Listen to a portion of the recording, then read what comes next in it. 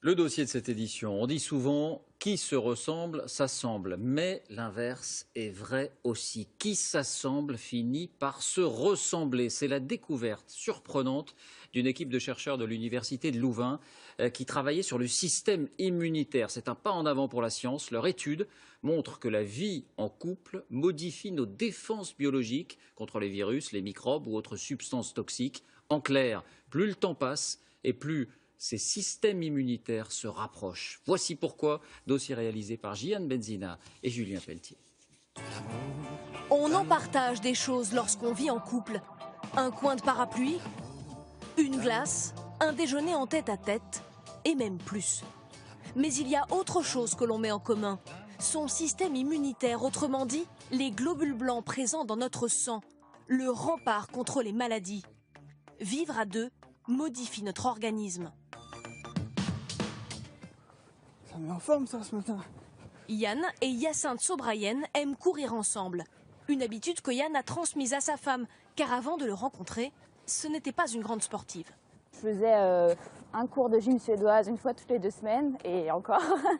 Et depuis que je suis avec lui et qu'on est installé ici, on en fait au moins 2 fois par semaine. Le sport, en améliorant la circulation sanguine, active la production de certains globules blancs. En courant régulièrement avec son mari, Hyacinthe va ainsi développer certaines caractéristiques du système immunitaire de Yann. Des habitudes communes, y compris dans l'assiette.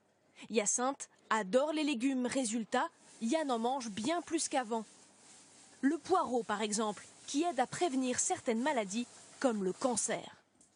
Cette fois-ci, c'est Hyacinthe qui va influencer Yann.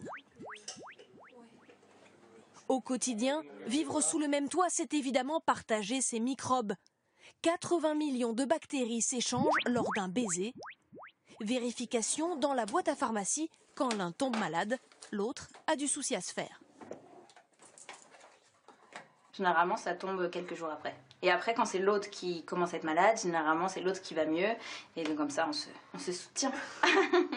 S'ils sont malades en même temps, c'est aussi parce qu'ils vivent dans le même environnement. La pollution, l'air qu'ils respirent, affaiblit dans les mêmes proportions leur système immunitaire. Résultat, depuis qu'ils vivent en couple, leur système immunitaire, au départ très différent, s'est harmonisé. C'est dans ce laboratoire en Belgique que des chercheurs ont fait cette découverte. En analysant le sang de 700 personnes et en observant la répartition de leurs globules blancs, ils ont constaté que le système immunitaire de ceux qui vivent en couple se ressemblait. Voyez ici, ce couple a le même taux de globules blancs qui combattent les virus. Leur système immunitaire a convergé pour qu'ils résistent plus à ce type de maladie. On savait que 25% de notre système immunitaire venait des gènes, mais là on a découvert que plus de 50% est influencé par la vie de couple. Avec cette découverte, les chercheurs ont fait un pas de géant pour comprendre comment stimuler notre corps pour qu'il développe des défenses efficaces contre certaines maladies.